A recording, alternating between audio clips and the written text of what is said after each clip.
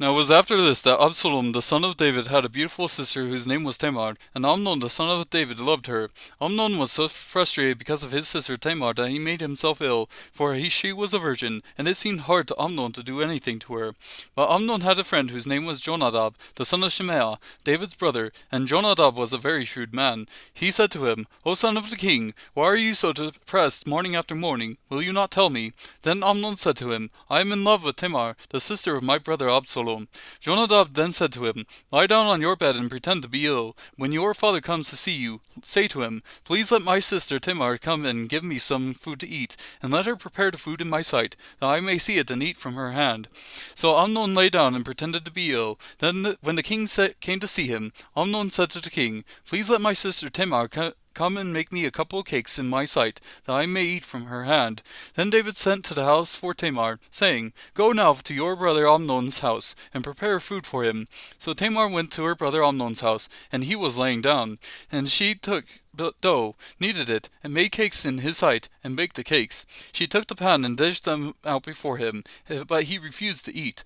And Amnon said, Have everyone go out from me. So everyone went out from him. Then Amnon said to Tamar, Bring the food into the bedroom, that I may eat from your hand. So Tamar took the cakes that she had made and brought them into the bedroom to her brother Amnon.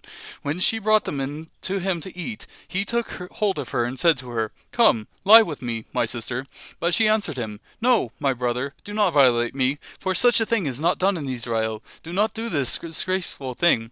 As for me, where can I get rid of my reproach? And as for you, you will be like one of the fools in Israel. Now therefore, please speak to the king, for he will not withhold me from you. However, he would not listen to her. Since he was stronger than she, he violated her and lay with her. Then Amnon hated her with a very great hatred, for the hatred with which he hated her was greater than the love with which he had loved her.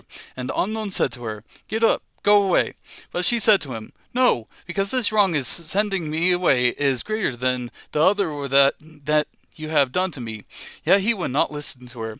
Then he called his young man who attended him and said, Now throw this woman out of my presence, and lock the door behind her. Now she had on a long-sleeved garment, for in this matter the virgin daughters of the king dressed themselves in robes. Then his attendant took her out and locked the door behind her. Tamar put ashes on her head and tore her long-sleeved garment which was on her, and she put her hand on her head and went away, crying aloud as she went. Then Absalom, her brother, said to her, Has Amnon your brother been with you?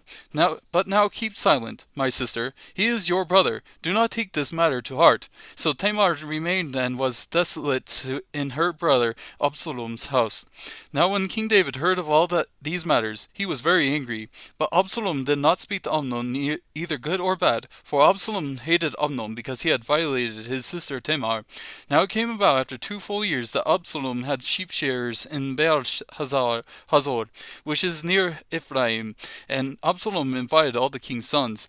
Absalom came to the king and said, Behold now, your servant has sheep shearers. Please let the king and his servants go with your servant. But the king said to Absalom, No, my son, we should not all go, for we will be burdensome to you.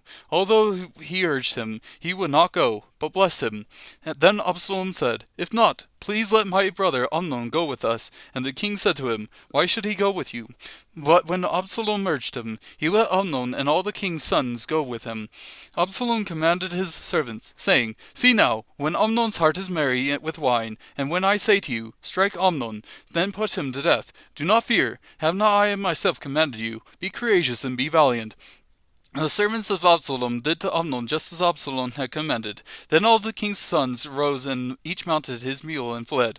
Now it was while they were on the way that the report came to David, saying, Absalom has struck down all of the king's sons, and not one of them is left. Then the king arose, tore his clothes, and lay on the ground, and all his servants were standing by with clothes torn.